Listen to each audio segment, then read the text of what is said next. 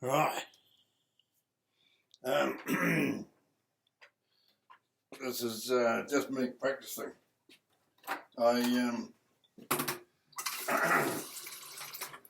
been having a conversation with Grant today about this whole business of where we stand with Maori and where Maori stand with us. Because a lot of that is developing into something quite nasty, and a whole lot of it is based on bullshit. And it seems to me that all we've got to do is try and recognise the realities. And I gotta make myself a cup of coffee while I do this.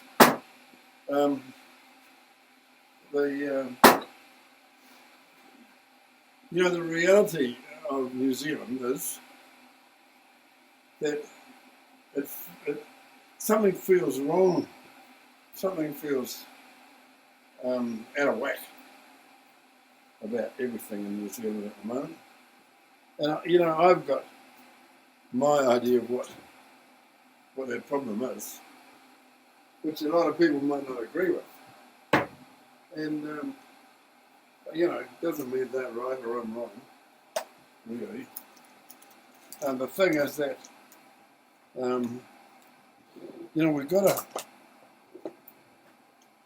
I believe I can sum the problem in New Zealand up in a very short sentence, and basically, it is that the New Zealand society and culture and civilization is actually based on a great big lie, and the lie is that Europeans came here from afar on sailing boats and ruined an idyllic Maori lifestyle. Idyllic and romantic and wonderful, That's what they said it was. That's what they say now that it was. I mean, they're saying that in the absence of any real knowledge, of course, because you can only have real knowledge by being there. But we all need to use our imagination. If you look at pictures of early Maori habitation in New Zealand, it's without a doubt buildings surrounded by stockades. Stockades. They're sort of broken off bits of wood from saplings or whatever, driven into the bloody ground, which would have been hard enough to do, as it was. And driven into the ground so that people can't, with entrances sort of, carefully protected so that people can't come in and kill you. Now, they didn't do that to protect themselves from tigers and lions because there weren't any. So they built those stockades for a reason. And it just seems to me that the Maori stockades around their pas, around their villages, we need to recognise them for what they are. They sort of look on them with a certain amount of pride today, and you see them in pictures and whatever.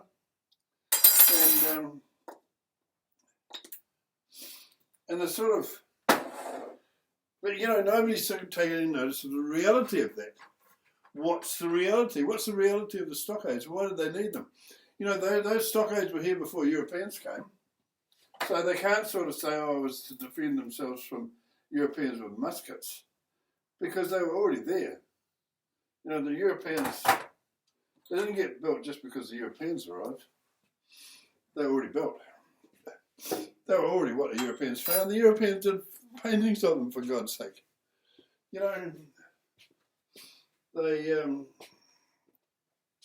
were a famous part of the New Zealand condition was the stockades around the Maori villages. Just were. Unavoidable. And Maori are very aggressive people.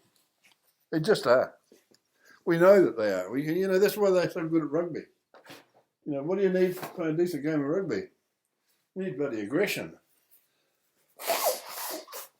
And Maoris do that well.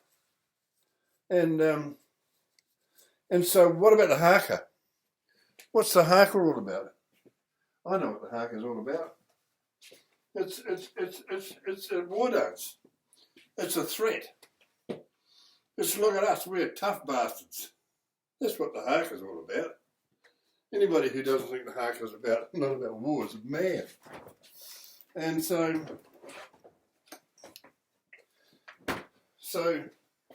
I mean, that establishes a reality. Who were the Maori fighting? Who were the Maori fighting that they needed those sort of well-honed hakas and war dances and sort of expertise with hand-to-hand fighting, which is what the taiaha is all about. Taiaha is for hand-to-hand fighting. You don't throw the bloody thing. You get stuck in at ground level. And the guy that you're fighting with, he's going to have one as well. So, there's a certain amount of skill associated with all that. But I mean, the reality was that those Maori traditions that we sort of look at today came out of the reality of what their lives were like, what their culture was like, and what their lifestyle was like before we came. It was based on tribal wars. All that was about tribal wars. The stockades, the hand-to-hand fighting, the tattoos, the war dances, all about hand-to-hand fighting. Who were they fighting? Other Maori. Simple stuff to me. It's just simple that, I'm kind of amazed really that people don't sort of, recognise all that shit for what it is. Why don't they? I mean, it's in your face. And so for people like me, I'm just a practical man. Have too much sugar though. But as a practical man, I know that all of those things are simple signals about what Maori lifestyle was really like. So they were having tribal wars. They had built forts to protect themselves from other tribes, and now they're trying to tell us that they had a romantic and idyllic lifestyle. It's freaking nonsense. It's obvious nonsense to anybody who wants to open their eyes. You don't have to open your eyes very wide because, Jesus, those things. The taiaha. You can't throw a fucking taiaha. That's for bashing somebody close up. That's for poking them with a stick and whacking them around the head. And so, the other possibility is that they might have used them for hunting, kiwis or weka or something. Don't do that. And so, New Zealand specialises in bullshit all day long. Because the first lie that you've got to dispense with, if you want to sort out what's going on between New Zealanders and Maoris right now, and the politics of all that, sort out just admit the first problem. The first problem is the big lie. The big lie is that we came and ruined an idyllic lifestyle. We didn't. What we did was we bought this. We bought this. We bought this. We bought this. We bought this. We bought the bloody refrigerator. We didn't bring it all back then, but I mean, that came with us. What we brought to New Zealand wasn't trouble. It was civilization. And a whole lot of Maori back then, Maori weren't stupid people. They weren't stupid people. They knew that they knew the British could beat them with guns. That's for sure. Demonstrated by Marion Dufresne's men up in the Bay of Islands when the Maoris up there killed a whole lot of his men. They killed Marion Dufresne. Marion Dufresne was a French sailor. He was a French sea captain, and he had 3 ships. He arrived in the Bay of Islands, anchored in the same place as James Cook did. They got invited ashore by the Maoris, got attacked in Eden with 25 of his men. you know, people overseas knew what was going on here. And they go back and, mind you, those sailors came back and killed 250 Maori as a reprisal. So, you know, we need to, some of our history is quite interesting, some of it's very bloody. And, but, you know, it's kind of, to me it bored me as a kid, New Zealand history. I don't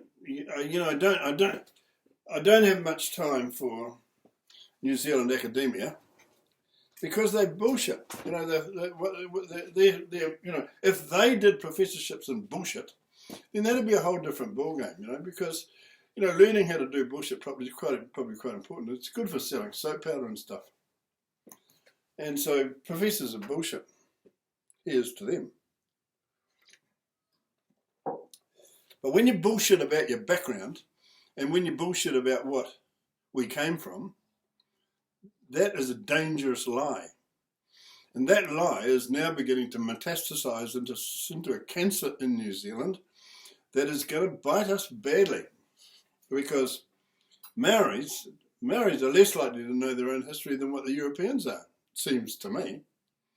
And I'm talking about, you know, there's lots of Maoris who will know exactly what they're really. A lot of Maoris will know what I'm saying is the truth. Because, you know, they're not all stupid. But, you know, the problem is a whole lot of them are indoctrinated. Indoctrinated by by all government, but mostly by Labour and those idiot Greens. I mean, why anybody would listen to a Greens? It fucking blows me away that people do that. I got some friends who were Greens. I always thought that they needed medical treatment. But anyway. And so, I don't want this to go on for too long. So there we've got this bloody... We've got to start telling the truth about what happened here in New Zealand. And when the Europeans came, the first thing the Maoris wanted were the bloody blankets. Because, you know, the Maoris back then, you know, get somebody to, you know, go and get an archaeologist, I don't know, or a historian, and just ask them whether I'm talking shit or not. Maoris had no metal. They didn't have metal of any kind. They could not smelt metal. So they could not make blades. They had no knives. They had no sharp objects with which, so they had to use, you know, bloody stone, like obsidian or something, and, you know. And maybe they sharpened I think the most logical thing was they sharpen up a seashell, you know, to like gut a fish or whatever. And so, but no knives. And so no fabric. So they had no bloody clothes. They were naked and they were fucking cold. I mean, you have a look at, I mean, I live in Niven, you know, you look outside here and you go, would you want to go out there without a shirt on? Not really. It's too cold. And it's bloody near Christmas.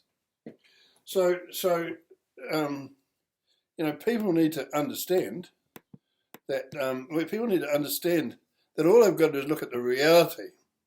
The reality. Would you be able to get by in New Zealand without clothes? No. And so the first thing the Maoris wanted from the Europeans were blankets. So have a look at all the old photographs and you'll see Maoris wearing blankets. And, you know, the Maoris weren't the only ones. The Red Indians did it as well. The American Indians, a lot of the people in Africa. Blankets would have been an amazing thing to those people. But it's a fabric. And what does it come from? Blankets come from sheep. There were no sheep in New Zealand. There were no large animals. There were no large mammals. You couldn't go and kill large animals. The only place you get good red meat would be from another human. That's why they ate each other. Oh, you know, we don't like talking about that. I remember when I was being taught at school by the nuns, they used to tell us that the Maoris had been cannibals, but they didn't like putting too fine a point on it. And the reason for that was because, you know, they didn't want us to get a bad attitude towards Maoris. Well, you know, we didn't. But did we think that the local Maori down the road had one of the local kids for dinner? Of course we didn't. That's freaking stupid. And so when the Maoris sort of saw two things when we, you know, I mean, aside from the blanket, you know, some of the first things that people from Europe brought with them were large animals like, cows and sheep. Sheep would have been the easiest to transport, but they brought cows, and it must have been stinky on those boats, but nevertheless, I mean, once you've got 2 cows, as long as you've got a cow and a bull, you're sort of wait. I would have thought they'd probably bring a young bull who would grow into a big bull because he'd be easier to transport if he was just a calf. But 2 years later, he's going to be a fucking great big bull. And he's going to fuck the lady cow that came with him and produce another bull or another cow. That's how all that happened. So, this is just fucking schoolboy stuff. But why is it that the academics up at university don't fucking seem to know this shit? And so fabric came from sheep. The Maoris didn't have any fabric, they had to wait till sheep arrived. And then we would have had to teach them how to make wool. Make woolen garments. Teach them how to shear a sheep. And so cotton, we didn't grow cotton here. There was no cotton here. They couldn't make cotton fabric. So, but I don't think they ever started, they just imported cotton, but they could import cotton because they had those big ships. You could buy it cotton from the United States of America and ship it over here. Sheets, woolen blankets, getting warmer, make a suit, make some underwear. Cotton's good for underwear. Maoris didn't have underwear. They didn't have overwear. And so, you see early pictures of people like Te Rauparaha in military uniforms. They thought that all that stuff was great. So, Te Rauparaha, he wanted to look like a general. Te Rauparaha obviously thought that looking like a bloody English general was tougher than looking like a Maori chief from down the road. And, these people are not stupid. The ones who are stupid are the ones who are here today. And that includes a lot of our ticky-wearing white folks. Virtue signalling bloody buffheads they are. And they sort of don't, they cannot face up to the truth. They just can't do it. Don't know how. The truth is alien to these people. And the truth that I'm expounding here today is the truth, is the truth, is the truth, is the truth. The truth of it is that we tell a big lie, and that is, Maori, we're living in an idyllic existence and we came along with civilization and ruined it. Nonsense. Absolute nonsense. Nothing, not anything true about that.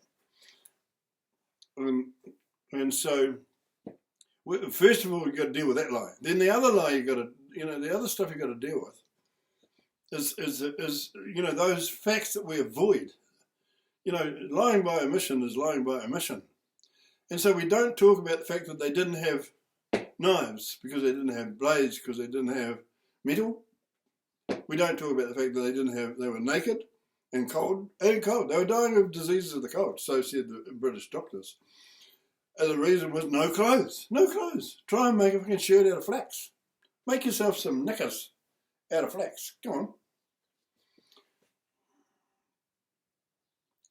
And no ceramics. Couldn't make a bowl. Couldn't make a cup. No metal. Couldn't make a pot. No pots. No, couldn't make a pot. Couldn't contain bloody liquid. Because they had nothing to put it in. The only thing they could use were gourds, which I think floated up on the shore sometimes. But the reality was they couldn't carry or store water. They had no receptacles that they could cook on because they couldn't make them. They had to cook on a hot rock. If you think about all that and try and put a positive spin on it, imagine the resilience, and imagine the resilience is the best word I can come up with, of those people to be able to exist and in some ways thrive in a situation where they had no fabric, no pottery, no knives of any sort, and couldn't make proper, and were having to protect themselves from other people. And they there was 120,000 of them, apparently. And so, you know, they were resourceful people, no doubt about that. So you can't, you know, I'm not here to badmouth them. What I'm trying to do is figure out a way to tell the truth about them. Because they need to be telling the bloody truth about themselves. I mean, they sort of almost do. But even those big meeting houses that you see, look, I'm a sculptor and I can tell you right now that you couldn't make those great big meeting houses without metal tools. You just couldn't. You couldn't split wood like that to make those big barge boards that go on the front. You just couldn't. You couldn't make a proper ridge pole. It would have to be just a pole. And so, you know, no chisels to let, you know, to chisel pieces of wood together, you know, to make them fit together. No chisels. Can't do that without a hammer and chisel. You know, the idea of a big meeting, if there were big meeting houses, they would be digging up the old ones up from, you know, archaeologists would be finding them. We're there. No bow and arrow. No, as far as I can see, no throwing spears. I mean, they're throwing rocks. But they would have used, you know, rocks tied to a stick to kill things. And so, you know, that's resourceful, isn't it? Because what would you do? What would you do if you were a Maori living in these islands back, you know, 250 years ago, when you had none of those things and you were threatened by the tribe down the road? You know, you'd figure it out. That's what they did. And so nowadays, all of that is being misrepresented because life was cheap. You know, they said that the average age of a Maori male back when Europeans arrived here was 31. I don't know how they figured that out, but I mean, if they were going to war all the time, well, all they had to do in a war was get a broken wrist. That's months to repair, and it won't repair properly unless the bone is set. A broken finger or a broken toe. A broken toe could stop you walking. You know, a broken finger could stop you doing all kinds of things because, you know, it would immobilise your hand. You can't do fuck all without your hands, and if you've got no way to repair them, you know, you're dead. Broken bone, you're fucking dead. And so we've avoided all of those realities with the bullshit about us coming here and ruining an idyllic Maori lifestyle. None of them would want to go back to that. Of course they wouldn't. They're not stupid. The white folks with the tickies who think that they might, they're the ones who are fucking stupid. And the place to find those, universities. That's where you find those fuckwits. So, you know, virtue signalling fuckwits they are. And so, but I'm not, you notice that I'm not virtue signalling? I'm not trying to be too nice, but I'm trying to be truthful because, you know, I do have to recognise the reality that these people survived here on these bloody cold islands and they were at a complete disadvantage. So, you know, that's no mean feat, really. And, you know, they made those canoes, you know. But you know, I do wonder about a whole lot of that because fuck knows how they would have, you know, I mean, the nuns used to tell us that they used to chop down these gigantic kauri trees and then get a million Maoris and drag them down to the coast. When they were telling me that as a little kid, I didn't believe it. Then they said, oh, they'd hollow the canoe out by starting fires along the log. Well, you know, I kind of get that. But the only way they would be able to shape wood is by bruising it, mostly. So they could shape it a bit. But, you know, the big canoes would have taken that, you know, making one of those big canoes for a bunch of Maoris with no tools would be as big a job as a bunch of Europeans with tools making the Empire State Building. So it was no mean feat. But I tell you, I'm a sculptor. They couldn't do all that carving to that standard that we see today without metal tools. All the rest of this, buried in all of this in New Zealand folklore, is so much bullshit that we have to eliminate. So, enough for me. I'm going to go back and have a look at this and see how embarrassed I am. Where do you turn it off? You press this little red button.